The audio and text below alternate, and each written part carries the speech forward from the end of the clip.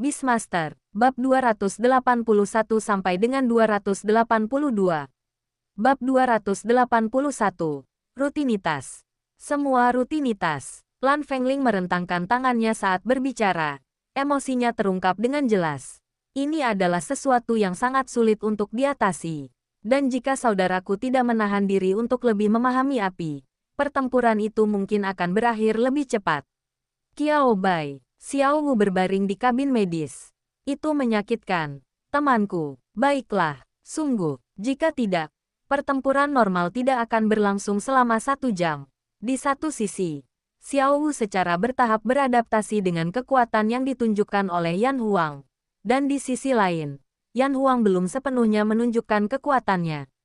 Hal ini memberi Xiao Wu dan Yan Huang kesempatan untuk terus menangani situasi tersebut. Akan tetapi, hasil setiap pertarungan tetap saja membuat Xiao Wu terjatuh ke tanah dan tidak bisa bangun. Tenang saja, aku tidak terburu-buru. Qiao Bai menatap Xiao Wu yang terbaring di kabin medis dan berkata dengan senyum tipis di bibirnya. Saya tidak bisa mengalahkannya sekarang. Tapi saya yakin jika saya memberinya beberapa tahun lagi. Saat dia berbicara, suara Qiao Bai semakin mengecil, dan dia berhenti berbicara. Namun Lan Fengling sudah mengerti apa yang dimaksud Qiao Bai. Bagaimana kalau memberinya beberapa tahun lagi? Jika dia diberi waktu beberapa tahun lagi, akankah Qiao Bai mampu membuat hewan peliharaan bernama Xiao Wu ini menembus ke tingkat ke-9? Lan Fengling benar-benar ingin memberitahu Qiao Bai bahwa ini sungguh mustahil. Kekuatan hewan peliharaan menjadi semakin sulit ditingkatkan seiring berjalannya waktu. Wajar jika terjebak di puncak level ke-6, ke-7, atau ke-8 selama 3, 5, atau 10 tahun. Tetapi, otak Lan Fengling akhirnya mulai bekerja pada saat ini. Dia ingat, Qiao Bai baru berusia 20 tahun ini. Baik waktu yang dibutuhkan untuk menjadi profesor hewan peliharaan atau ahli binatang, ternyata sangat singkat. Namun hasil yang ditunjukkan Qiao Bai di hadapan semua orang, Lan Fengling menatap dirinya sendiri, lalu menatap Qiao Bai. Dia pun mulai mempertanyakan hidupnya. Tidak, mengapa? Ada orang yang jago dalam hal ini dan itu. Untungnya, Lan Fengling hanya memikirkannya dalam benaknya dan cepat-cepat melupakan masalah itu. Sudahlah, ada orang yang lebih baik darinya. Sama seperti kakaknya, meskipun Lan Fengling enggan mengakuinya secara rasional, itu adalah fakta. Misalnya, ada orang-orang yang latar belakang keluarganya jelas-jelas biasa saja, tetapi menjadi Beastmaster tingkat ke-7 sebelum dan sesudahnya. Luo Ningling adalah salah satunya. Ada yang lainnya, mereka juga sangat kuat. Lan Fengling tidak pernah berpikir bahwa dirinya tidak kuat. Tetapi dia juga tahu bahwa kekuatan dan pertumbuhan pesatnya terbentuk dari sumber daya yang tak terhitung jumlahnya dan bakat tertentu. Bagaimana dengan mereka yang tidak memiliki sumber daya luar biasa seperti dia? Itu benar-benar hanya bakat murni. Tipe orang seperti ini mungkin tumbuh lambat pada tahap awal. Namun begitu sumber dayanya mencukupi, mereka akan membuat kemajuan pesat dan mengejar ketertinggalan. Karena itu, Lan Fengling tidak berani bersantai sejenak. Oke, memikirkan hal ini. Lan Fengling mengepalkan tinjunya. Teruslah berolahraga. Cobalah untuk membantu Jaeger mendapatkan kembali kendali energi dalam tubuhnya sesegera mungkin. Dengan tujuan dan kerja keras, hari berlalu dengan cepat. Hari baru itu adalah hari di mana Qiao Bai sebelumnya setuju untuk membiarkan Fei Niao New Media Company melakukan wawancara. Qiao Bai tidak merasakan apa-apa. Hanya sebuah wawancara. Dia telah memberikan ceramah kepada ratusan orang, ribuan orang, dan puluhan ribu orang. Apa gunanya sekadar wawancara? Bukankah ini sesuatu yang dapat dikendalikan? Perbedaannya adalah grogi, sangat gugup. Karyawan baru Xiao Zhen datang ke perusahaan pagi-pagi sekali. Biasanya semua orang tiba di perusahaan pukul 9 pagi. Tetapi hari ini Xiao Zhen tiba di perusahaan lebih awal pukul 7.30. Aku pikir dia akan menjadi yang pertama. Tak disangka, saat aku membuka pintu, ternyata sudah penuh dengan para mantan karyawan. Hanya tempat kerja Xiao Zhen yang masih kosong. Xiao Zhen, tidak, apakah ini suatu kesepakatan? Para senior, mengapa hanya Xiao Zhen yang dikecualikan? Senior, apa yang kalian lakukan? Xiao Zhen menatap seniornya dengan ragu. Aku akan datang dan mengurus naskah wawancara hari ini terlebih dahulu, kata Lily dengan tegas. Melihat Lily berbicara, yang lain segera setuju. Ya, aku di sini untuk membantunya. Lily mengirimi kami pesan tadi malam. Hei, lagi pula, kita semua adalah rekan kerja yang baik, kompak, dan ramah. Lily, aku sungguh percaya pada kalian. Akan tetapi, mengingat kelompok rekannya ini saat ini cukup berpengetahuan dan bijaksana serta tidak memanggilnya dengan nama panggilan, Lily dengan berat hati tidak ambil pusing dengan mereka. Hal yang sama, hari ini adalah momen yang sangat penting. Tanyakan saja pada mereka, siapa di antara mereka yang tidak merasa sedikit cemas. Selama Anda mempersiapkan transkrip wawancara untuk Profesor Qiao Bai, Anda akan mendapatkan banyak lalu lintas dan manfaat lainnya. Bagi mereka, burung-burung, ini benar-benar seperti kue yang jatuh dari langit. Itu tergantung pada apakah mereka dapat menangkapnya. Justru karena alasan inilah orang-orang yang biasa mengintai tempat itu menjadi sangat gugup, dan masing-masing tiba di perusahaan lebih dulu daripada yang lain. Xiao Zhen, oke, anggap saja aku, Xiao Zhen, tidak mengerti dunia dan berpura-pura mempercayaimu. Senior, bisakah kau membantuku melihat bajuku hari ini? Menurutmu, apa aku perlu menggantinya? Xiao Zhen berjalan ke meja kerjanya dan meletakkan ranselnya. Kemudian dia membuka kedua lengannya, berbalik di tempat, dan menunjukkan kepada Lily di sebelahnya pakaian yang khusus dia siapkan untuk hari itu. Bagus sekali, Lily mengangguk. Sebelum Xiao Zhen sempat menunjukkan kegembiraannya, ia mendengar Lily melanjutkan. Sepertinya dia menjual asuransi. Dia masih termasuk golongan elit di antara penjual asuransi. Xiao Zhen terdiam. Untuk menunjukkan pentingnya dirinya dalam wawancara ini, Xiao Zhen berganti pakaian menjadi setelan 3 potong yang mahal dan sulit dirawat, yang hanya dikenakannya sekali dalam 800 tahun. Sebuah rompi diikatkan di dalam. Mendadak, Xiao Zhen tidak dapat menahan diri untuk mengeluarkan telepon genggamnya dan melihat dirinya sendiri beberapa kali. Aku tidak berpikir begitu saat aku keluar di pagi hari. Tapi setelah mendengar itu, semakin Xiao Zhen menatapku, semakin dia merasa seperti seorang penjual asuransi. Tidak, kalau begitu aku harus kembali dan berganti pakaian, kata Xiao Zhen keras. Ini adalah pertama kalinya dia bertemu Profesor Qiao Bai. Dan dia benar-benar tidak bisa meninggalkan kesan buruk. Setelah berkata demikian, Xiao Zhen bergegas keluar kantor tanpa menunggu para senior di belakangnya menghentikannya. Mengapa? Hei, bos yang baru saja masuk tertiup angin kencang, dan tubuhnya yang kurus hampir tertiup 2 kali berputar-putar. Untungnya, sang bos bertahan. Kemudian sang bos pun tercengang ketika melihat begitu banyak orang di kantornya. Namun tidak seperti Xiao Zhen. Wajah bos langsung menunjukkan ekspresi pengertian. Baiklah, saya tahu semua orang gugup. Jadi mari kita bekerja keras. Setelah wawancara hari ini selesai. Tidak. Setelah kita selesai mengatur video wawancara dan menulis artikelnya. Ayo kita pergi membangun tim Jumat ini. Sudah, waktunya kita makan malam-malam ini. Besok Sabtu dan Minggu. Jadi kamu bisa istirahat dengan baik. Hari ini kebetulan hari Rabu. Jika Anda ingin melakukannya, oke, bos. Kita pasti akan lembur hari ini dan besok. Bekerja seperti orang gila, tulis dan edit video. Cobalah selesaikan semua ini sebelum hari Jumat. Bos, rencananya jelas. Akhirnya, pukul 8:30, Xiao Zhen berganti pakaian dan kembali ke kantor. Berbeda dengan sikapnya yang percaya diri dan tidak tergesa-gesa sebelumnya. Kali ini Xiao Zhen datang ke kantor dengan berlari terengah-engah. Haha, Xiao Zhen terengah-engah dan tertawa. Aku takut para senior akan pergi tanpa menungguku. Lily menatap Xiao Zhen dengan tatapan yang menunjukkan bahwa ia mengalami keterbelakangan mental.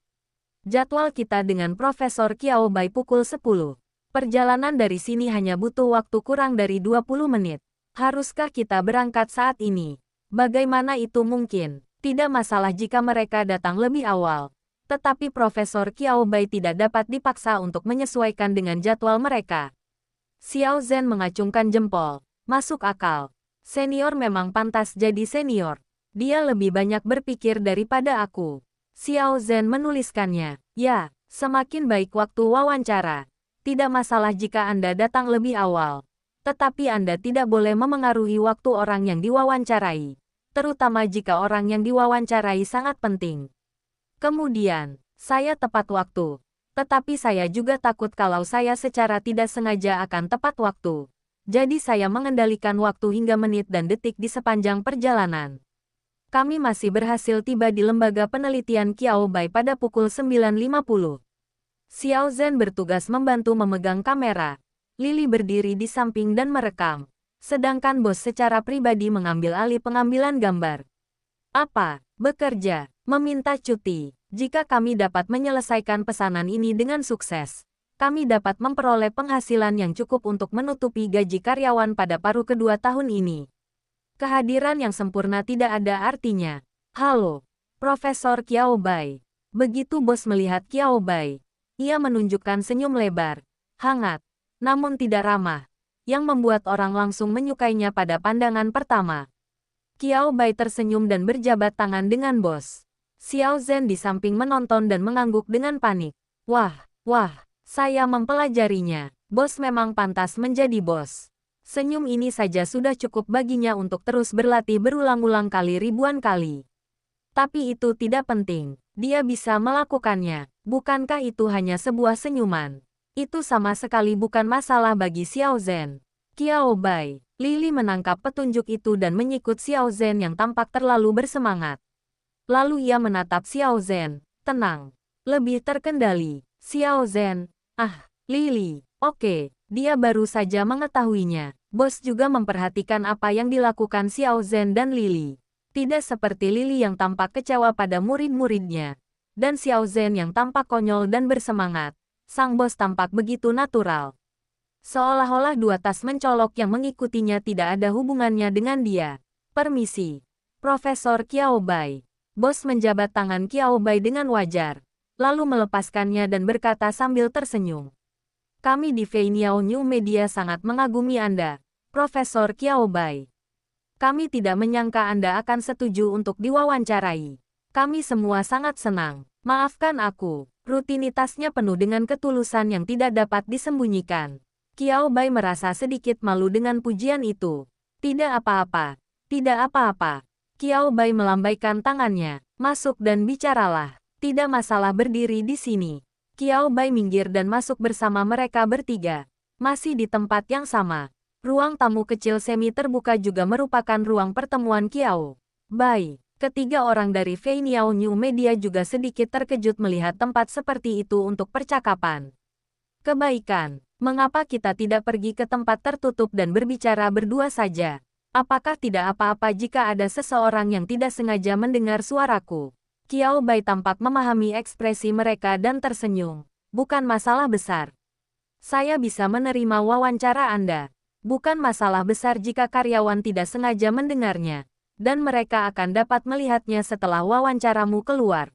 Bosnya menggelengkan kepalanya dalam hati ketika mendengar ini. Itu juga berbeda. Masih banyak ruang gerak untuk mengecualikan penyuntingan yang berbahaya. Tetapi karena Qiao Bai berkata demikian, bosnya berpikir mereka pasti dapat mewawancarai beberapa konten bagus kali ini. Ngomong-ngomong, aku sangat berterima kasih padamu, Profesor Qiao Bai. Kami benar-benar merasa terhormat diwawancarai oleh Anda. Xiao Zhen dan Lily keduanya duduk di sebelah bos, mengangguk berulang kali dan menyetujui apa yang dikatakan bos. Itu benar, mereka juga berpikir begitu. Qiao Bai menyentuh hidungnya dan berkata, panggil saja aku Qiao Bai. Tak perlu pakai sebutan kehormatan. Kalau tidak, aku akan malu. Bosnya membuka mulut ketika mendengar ini, tetapi tetap mengubahnya sesuai keinginan Qiao Bai. Berkat kerjasama kedua belah pihak, seluruh wawancara berjalan sangat lancar. Artinya, jika bos, Lily dan Xiao Zhen berkata, jawaban atas beberapa pertanyaan kelihatannya berbeda dari apa yang mereka bayangkan. Misalnya, bagian tentang memberi isyarat pada keluarga. Sesuai rutinitas, saya ingin memanfaatkan kesempatan ini untuk menyantap semangkuk sup ayam kental. Qiao Bai, tidak, sup ayam, tidak ada. Pertanyaannya adalah dia tidak berpikir menjadi yatim piatu berdampak negatif pada pertumbuhan pribadinya. Dia bahagia dan gembira. Masa lalu dan masa kecil yang menyakitkan. Tidak ada satupun pikiran tentang keluarga masa depan Anda. Itulah yang disebut tidak punya ide. Menjadi lajang itu hebat. Selamat melajang. Aku bisa menyimpan seluruh waktu dan energiku untuk diriku sendiri dan melakukan apa yang ingin kulakukan. Aku sangat bahagia, kaya, berubah-ubah. Trio media baru Fei Niao. Saya selalu merasa bahwa jika isi wawancara ini dirilis, itu tidak akan sejalan dengan nilai-nilai inti masyarakat. Ini semua benar, kan? Qiao Bai merasa tidak ada yang salah. Kalian putuskan sendiri. Apa yang kujawab adalah pikiranku yang sebenarnya. Tidak mungkin untuk berbohong. Dia, Qiao Bai, orang yang jujur dan tidak mementingkan diri sendiri. Jangan pernah berbohong. Melihat Qiao Bai yang penuh dengan kebenaran, sang bos mengangguk dengan serius dan berkata, kami pasti akan menghasilkan konten wawancara ini dengan baik. Saya pasti tidak akan mengecewakan Anda, Profesor Qiao Bai. Mereka pasti akan menunjukkan kepada publik seorang Profesor Qiao Bai yang nyata dan tidak mementingkan diri sendiri. Terakhir, Profesor Qiao Bai, apakah Anda punya rencana untuk masa depan Anda? Bos mengakhiri dengan pertanyaan rutin. Hal yang sama, rutin. Itu semua rutin. Sesuatu seperti terus mempelajari evolusi hewan peliharaan dan menciptakan masa depan yang lebih baik bagi para Beastmaster dan dunia penjinakan binatang, dan seterusnya. Qiao Bai, ya, daftar hewan peliharaan kontrakku hampir lengkap. Aku sedang mempertimbangkan untuk berpartisipasi dalam kompetisi penjinak binatang nasional tahun depan. Trio media baru Aska. Kompetisi penjinak binatang nasional. Ini benar-benar berbeda dari sifat liga perguruan tinggi sebelumnya di Cina Selatan. Belum lagi penambahan kata nasional di depannya. Kompetisi penjinak binatang. Tidak adanya awalan yang membatasi juga menunjukkan bahwa kompetisi ini terbuka untuk semua Beastmaster. Dan tidak ada batasan usia atau kekuatan Beastmaster. Bab 282. Burung yang menghasilkan uang untuk menghidupi keluarga. Jago main-main. Akan tetapi, karena diperlukan susunan lengkap, kontestannya pada umumnya minimal merupakan Beastmaster tingkat ketiga. Kadang-kadang, ada beberapa Beastmaster tingkat kedua yang telah membuka semua slot kontrak mereka terlebih dahulu dan ingin merasakan suasananya. Jika kekuatanmu lebih rendah, kau akan benar-benar dikirim untuk bertugas sebagai pengantar makanan.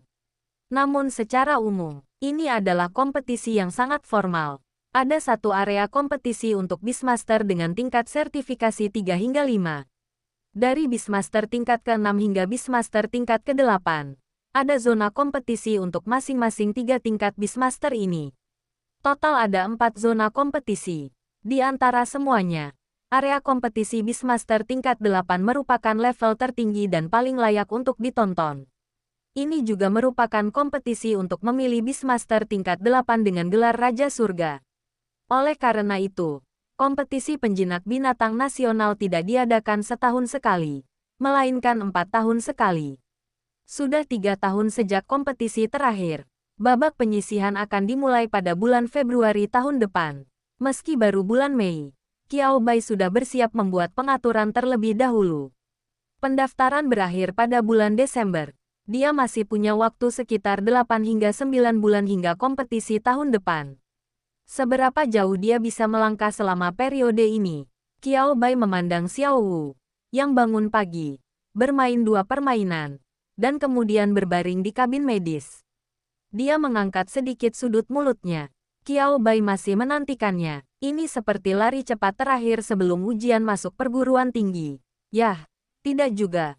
Lagi pula, dia belum pernah bekerja sekeras ini untuk ujian masuk perguruan tinggi seumur hidupnya. Mendengarkan kata-kata Qiao Bai, sang bos, seorang dewasa yang sangat rapi, perlahan-lahan memiliki ekspresi yang terdistorsi dan rumit. Profesor Qiao Bai, rencana Anda untuk masa depan sungguh. Sang bos ragu-ragu untuk waktu yang lama dan tidak dapat memikirkan kata-kata sopan dan klise untuk diucapkan. Bos, sulit, sungguh terlalu sulit bagiku. Profesor Qiao Bai, Anda pasti ingin menantang diri sendiri. Untungnya, Sang bos cerdas dan berhasil menemukan cara untuk menyetujuinya. Qiao Bai tersenyum, tidak. Ini bukan hanya untuk menantang diriku sendiri. Aku ingin menjadi Beastmaster yang hebat. Mengatakan bahwa aku memiliki kemampuan setingkat ini sekarang, mungkin agak berlebihan. Tetapi di antara teman-temanku, kemampuanku masih cukup bagus. Saya pikir saya bisa mempertimbangkan untuk memperluas sedikit keluar. Aku masih muda, menang atau kalah. Aku akan menganggapnya sebagai pengalaman, kata Qiao Bai masih dengan rendah hati. Itu juga karena kekuatan yang ditunjukkan oleh Yan Huang, Yan Yan, dan Jaeger dalam beberapa hari terakhir. Tingkat ke-9, tingkat 8, mereka semua terdengar memiliki kekuatan yang hampir sama dengan Xiao Wu, tetapi dalam hal bertarung, Qiao Bai hanya bisa berkata bahwa kecuali dia menggunakan api sejati matahari secara gegabah, Xiao Wu tidak akan benar-benar memiliki kekuatan untuk melawan mereka. Kalau saja Xiao Wu benar-benar melakukan itu, lawan pasti tidak akan menyerah dalam serangan putus asa terhadap Xiao Wu. Sederhananya, Xiao Wu tidak memiliki keunggulan dalam hal kekuatan, dan hasil yang paling mungkin adalah kedua belah pihak akan menderita kerugian. Ini bukan yang ingin dilihat Qiao Bai. Qiao Bai sedikit menurunkan ekspektasinya terhadap dirinya sendiri. Anggap saja perjalanan ini sebagai kesempatan untuk memperluas wawasannya. Singkatnya, Qiao Bai memiliki sikap yang sangat baik, terpengaruh oleh mentalitas. Tidak, mungkin. Itu tidak ada. Lagi pula dia masih muda. Masih banyak waktu untuk bereksperimen. Profesor Qiao Bai pasti bisa. Orang yang berbicara bukanlah bosnya, melainkan Xiao Zhen, yang bertugas merekam. Xiao Zhen yang berpakaian seperti mahasiswa dan baru saja lulus, menjulurkan kepalanya dan mengacungkan jempol pada Qiao Bai. Wajahnya penuh kepercayaan pada Qiao Bai. Bos, benar sekali. Profesor Qiao Bai, Anda pasti bisa. Bosnya pun mengangguk. Lili bergegas menyusul. Meskipun saya tidak mengerti, namun mereka memilih untuk menghormati impian Qiao Bai. Selain itu, mereka juga pernah melihat peringkat kekuatan tempur mahasiswa Universitas Cina Selatan sebelumnya. Jadi mereka memiliki gambaran tentang kekuatan kedua hewan peliharaan Qiao Bai. Pikirkanlah tentang itu. Jika mereka, dengan bakat seperti itu dalam bertempur, bahkan jika mereka bisa mencari nafkah dengan meneliti hewan peliharaan, mungkin akan sulit bagi mereka untuk melepaskan jalan untuk menjadi Beastmaster yang hebat. Bukan? Setelah berpisah dengan Qiao Bai, sang bos duduk di kursi penumpang dan berpikir lama. Ketika mobil kembali ke perusahaan, mata sang bos tiba-tiba berbinar. Semangat yang ingin disampaikan Profesor Qiao Bai sungguh positif. Kita harus membantu Profesor Qiao Bai menyampaikan gagasannya kepada publik. Tidak peduli seberapa sulit jalan di depan. Lakukan saja jika Anda mau. Sang bos tidak dapat menahan diri untuk meminum semangkuk penuh sup ayam. Xiao Zhen di sampingnya, Lili, sambil berpikir bahwa bosnya terlalu memikirkannya. Dia tidak dapat menahan diri untuk setuju. Bos, Anda benar. Kita harus menyampaikan semangat Profesor Qiao Bai. Lembur, lembur, masih lembur. Mereka benar-benar bekerja lembur secara sukarela. Ini lebih realistis daripada bunuh diri dengan ditembak 7 kali di punggung. Qiao Bai terus mengabdikan dirinya dengan penuh semangat pada latihan dua naga api. Karena naga api sudah merupakan bentuk evolusi terakhirnya, baik Yan Huang, Jaeger, maupun Yan Yan, mustahil bagi mereka untuk berevolusi lagi. Tampaknya keterampilan bawaan tidak memainkan peranan besar. Namun hal ini tidak berlaku pada Qiao Bai. Dengan bantuan keterampilan bawaannya, Qiao Bai dapat secara akurat memeriksa situasi naga api ini, dan kemudian menyesuaikan rencana pelatihan selanjutnya berdasarkan kondisi mereka untuk mencapai efek yang diinginkannya. Kaisar Api, meningkatkan kekuatan api, dengan beberapa efek, tetapi tidak terlalu kentara. Jaeger, kendalikan energi yang dimiliki tubuh Anda, dan di bawah kendali kesadaran, capai hasil secara bertahap. Dan terlihat dengan mata telanjang bahwa tinggi dan bentuk tubuh Jaeger tampak sedikit menyusut. Lan Fengling, lonceng angin biru, tunggu, tunggu, tunggu, ada yang tidak beres. Lan Fengling menepuk pahanya dan tak kuasa menahan diri untuk berkata dengan keras. Bentuk tubuh, inilah bentuk tubuh yang selama ini ia idamkan. Mengapa ia juga menyusut? Kembalikan tamparanmu. Kau mengenai pahaku. Ucap Paus Biru tanpa ekspresi kepada adiknya. Lan Fengling berhenti sejenak, lalu bertepuk tangan 2 kali lebih kuat. Setelah Paus Biru itu menghindar dengan paksa, Lan Fengling berpura-pura tidak terjadi apa-apa dan menyingkirkan tangannya. Saya tidak menyadarinya. Pantas saja aku bilang tidak sakit. Ternyata saya tidak sengaja mengambil foto orang yang salah.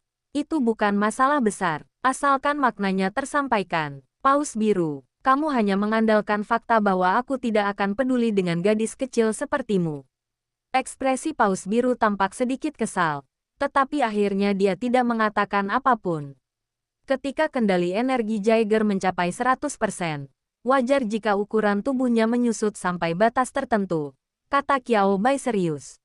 Lagi pula, ukuran Jaeger saat ini sebagian disebabkan oleh amukan dan luapan energinya. Jika itu terjadi pada manusia, Qiao Bai terdiam sejenak, menyentuh dagunya dengan satu tangan, seolah memikirkan cara untuk menggambarkannya dengan lebih jelas.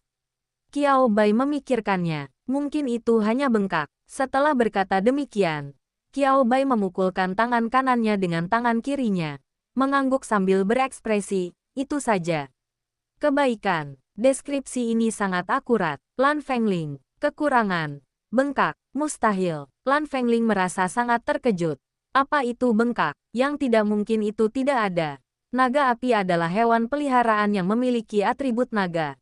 Ada juga atribut api. Bukankah seharusnya Anda membakar semua lemak di tubuh Anda? Qiao Bai melirik Lan Fengling. Kerja bagus. Siapa yang mengajarimu hal ini? Perasaan masih bisa seperti ini, kan?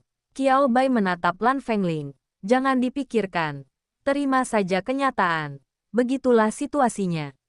Namun, melihat ekspresi Lan Fengling yang hancur, Qiao Bai tersenyum dan berkata, soal ukuran, kita masih bisa terus mengembangkannya.